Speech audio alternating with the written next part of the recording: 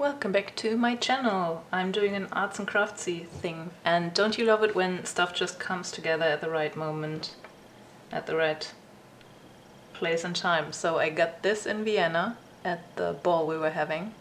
We got a little gift bag, and this wasn't mine. And it's a clasp for a 5-stranded necklace or bracelet. And I didn't know what to do with it because I don't wear this turquoise sky blue type of color here usually, so I just held on to it because I thought, well, it's pretty, even though I didn't know what to do with it. So then I googled around, and by mistake or coincidence I came across Jane Austen's bracelet. She has a bracelet that is in this turquoise sky blue color with little beads, and it looked kind of simple to make, and I remembered that I had this, and I also remembered that I already bought these golden Miyuki-beads, which are, I think, the best you can get on the market at the moment. They also got really expensive. When I was little, we used to do little animals out of these. That was a big trend, and I think they were €1, €1.20, and now this was €2.30. So those got more expensive.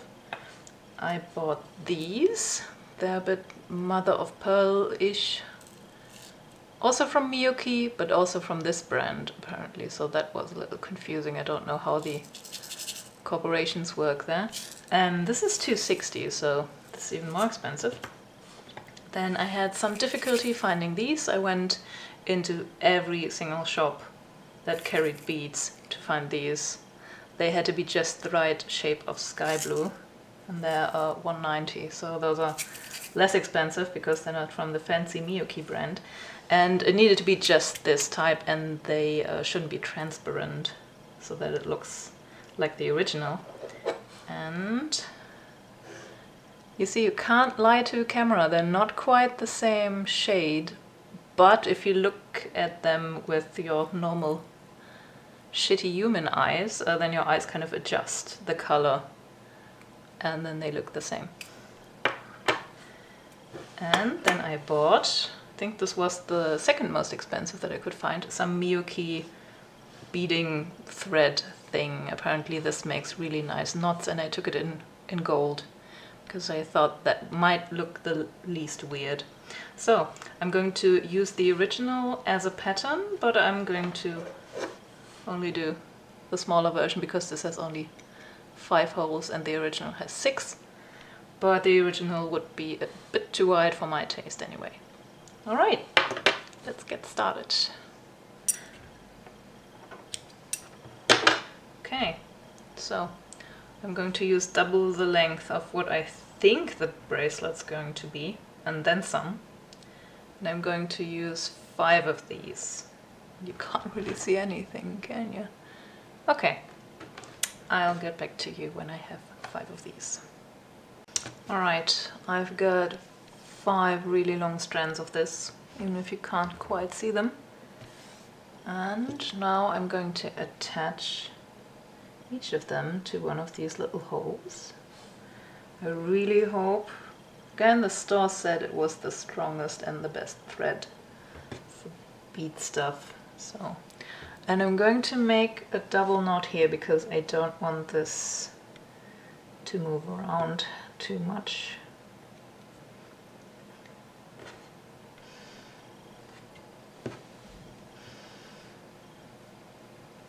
And also I hope nothing rips, because that used to be really frustrating when I used to work with these little beads when I was a kid, that if you did something with threads instead of metal wire, they used to rip all the time, and then there'd be beads all over the floor, and such a waste of time as well. Okay, I'm going to attach them to these now. Okay, I just looked at the original again, and I thought I might sneak a little extra knot in there to make sure that in case something rips, not all the beads fall out, but there isn't any place to put an extra knot in, so I'm just going to have to wing it and do this entire thing in one go. Okay, I'm going to start with this strand, and I think these got way too large. But we will see. So this might be easier with the needle. Okay, I'm putting one of the threads through, and look, now I can see it. Like this. Whoops, focus. Hello, camera. I know the clasp is shinier, but this is where we're focusing now. Right, so through here, and then the other one from the other side. I don't know if any of you have worked with these beads before. They're kind of a popular pastime. At least they were when I was young. Okay. First bead added. Okay. And in the original, then there comes a segment with 2 beads. So I'm going to just put one on each thread. This is going to take so long because there's so many sections where you just have to do the same repetitive thing over and over again, but I think it's going to be very, very rewarding to have the whole thing finished. Because the sky blue with the gold, it has kind of this exotic feel that they were probably going for. Kind of like a color scheme you would do when you were trying to do something wannabe Egyptian. Okay, so there's a bead on every one of the 2 strands. And now I'm going to take the 4th bead, and I'm going to go in from both sides again. Whee! Oh, I'm so going to mess up while I'm doing this at some point. Okay, now we have a tiny little square. This is what we're going for. At least this is what it looks like in the original. Oh, I'm so going to get these things all tangled up. Alright, now one little square's done. Now I'm going to put a bead on each of the strands again and connect them. Told you this is kind of fiddly. I'm really out of practice. I think the last time I did this was when I was 13 or 14. The only thing I really remember doing with beads like this, like actually actively remember doing, is I think I did a little seahorse out of beads and wire, and then I gifted it to my mom. That's the only thing I remember. So, and now I'm going to keep doing this until I have 5 little of these. What are they called? Squares? I think the German word would be Raute. Okay, I think we need to change perspective and zoom in a little more. Okay, I think this is way better.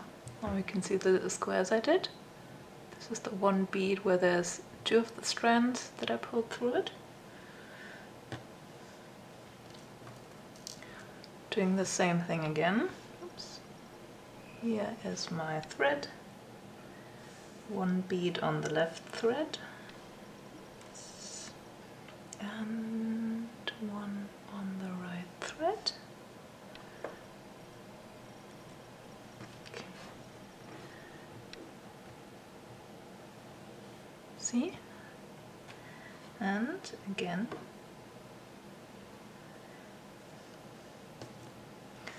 I'm going to connect them.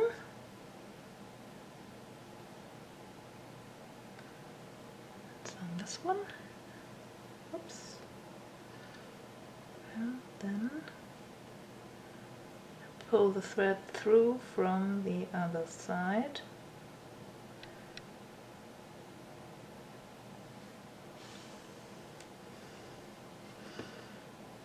See, I think I should have used threads that weren't quite so long, but I didn't really know how long I would need them. Ta-da! And you continue until you have 5 of these little structures, like 5 of these beads standing out at the side, and then we're going to pull them together. Now this is where it's getting a little fiddly. So we have 1 bead, 2 bead, 1 bead, 2 bead, da da da da da. We've got 5 of the 2 bead thingies, and then we're ending on a 1 bead. And now we're coming to the mother of pearl white section, and we're not going to move right into the 2 bead thing. We're going to start with a 1 bead again.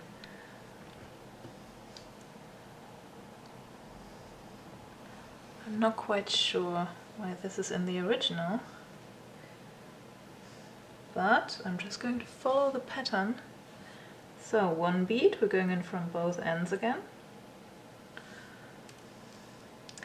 Probably because the pattern needs some kind of closure and it's supposed to look like a separate jewelry bit. So 1 bead in white. I only chose the pearly looking beads because I personally think they're kind of pretty. I suppose you could use the, I would say ivory looking white ones that probably would look kind of neat too. So again, 2 beads, 1 on each strand. I had so many books that explained how to do this kind of beadwork and I never got the instructions. I always looked at the pictures and I went from there. I'm really bad at following instructions. So we're coming back to the 1 bead bit.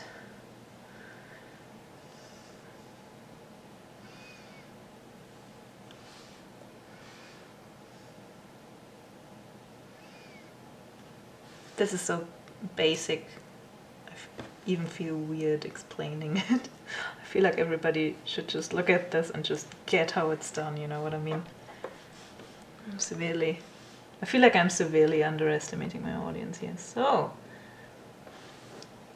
looks neat, doesn't it? So, and now this section is finished and I'm going to move on to these other strands over here, but I'm not going to show you that because that would be even more boring than the first bit. Now this bit is going to be a bit more tricky. I'm going to add 4 golden beads to the outside strands and the outside strands alone, and 2 golden beads to all the other ones in the middle. Should be pretty simple. Can you see everything? So this is where we're at. We're now going to connect these 2 threads that are kind of coming into one another already anyway with 1 of the white beads. And you see this one is coming from here going into this direction, so I'm going to take the other one and we're going in from the opposite direction. Really hope I'm making myself understood here. See? Coming in from the other side. Oh, I just totally lost where my camera is supposed to be. Okay. And you can see where we're going with this. Ta-da! Now these strands are crossed. And now we're going to move over to the next ones. Again, we're going in from one side. Okay, again, coming from the right. So, oops, already started tangling my threads. Now we're coming in from the other side. And I suppose you can use a threading needle for this if you want to, but I don't have one, so I'm not. So, and you have to be really, really careful not to pull on any of this too much, because all the beads might get loose or just roll off, and then you have to start all over again. Okay, I'm going to finish this now so that everything looks like these two bits. Okay, now I'm done with that, and the threads are getting ever more tangled, so I'll have to watch that. I'm going back to the gold beads, and I'm still going to ignore the 2 outer strands, and I'm just going to add 2 more gold beads to each of these. Starting from the bottom this time. These are so tough to edit. There's always like this long, long moment when nothing whatsoever is happening. Okay, 2 more beads here.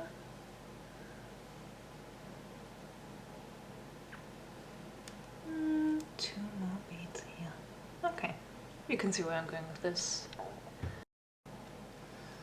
Okay, well, I'm almost done with the difficult part, I promise, and then it's all these blue beads again, which is pretty simple. So, coming back to the white beads, and we're pulling the outer strands back in, and we're just going to connect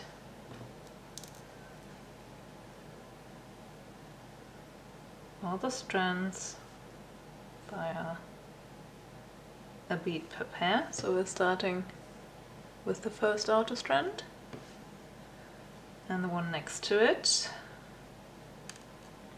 and we come in from both sides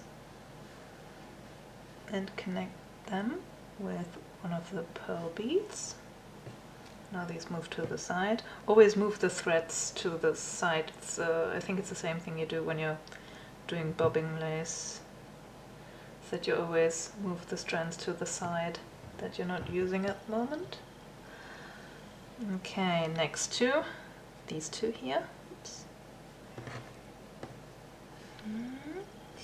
Okay, this starts kind of looking like something. Okay, you know the drill. I'm just going to continue till the last outer strand is back in the game.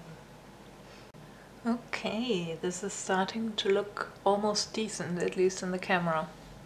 So, now we're going on to add 1 of the pearl beads to every single strand.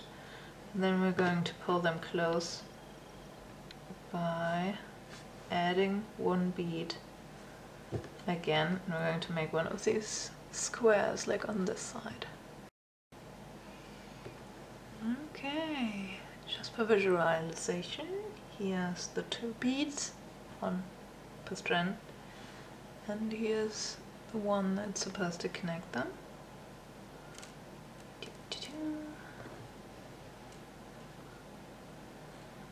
Ta-da!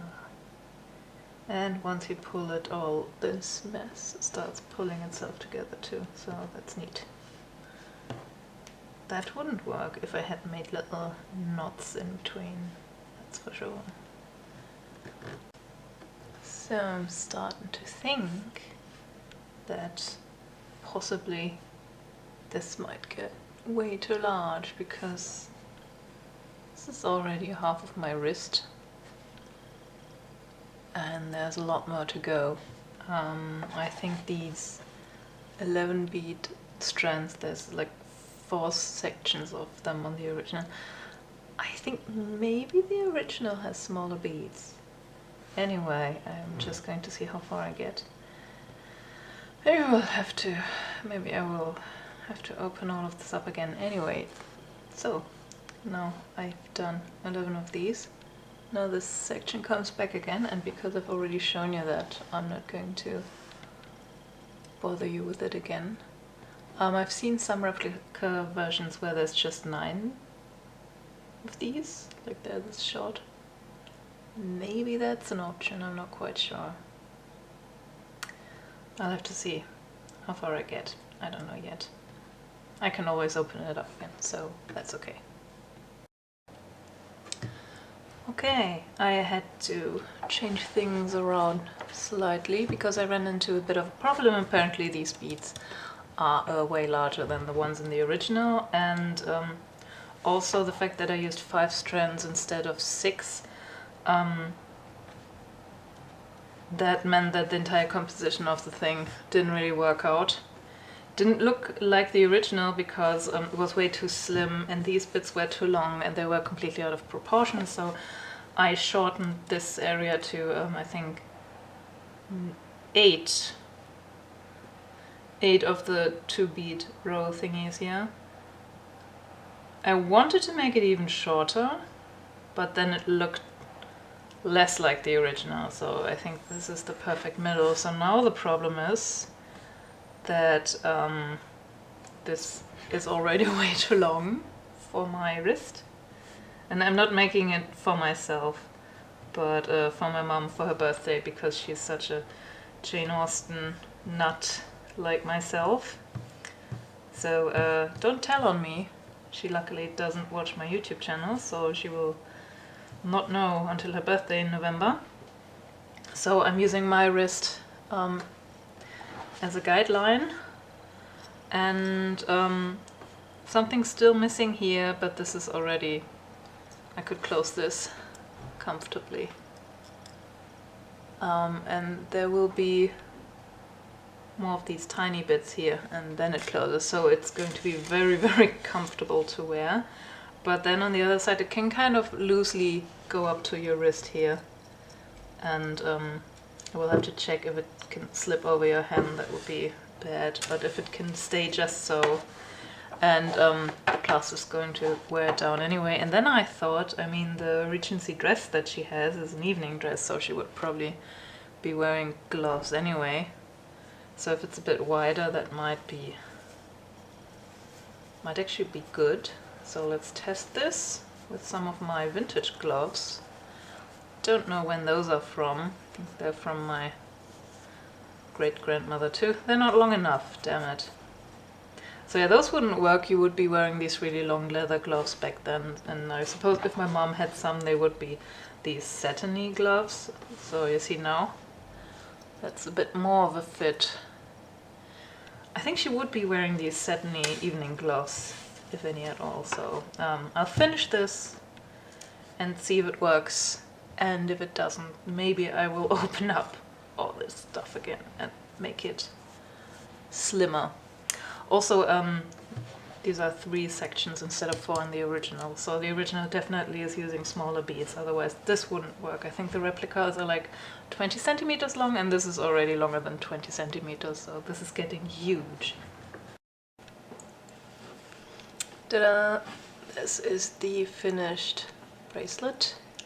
You can see it hangs quite low here. I had to shorten it quite a bit. It's 4 rows here now and 7 here, and I think for my mom I will have to shorten this even more, so I will have to open it all up again.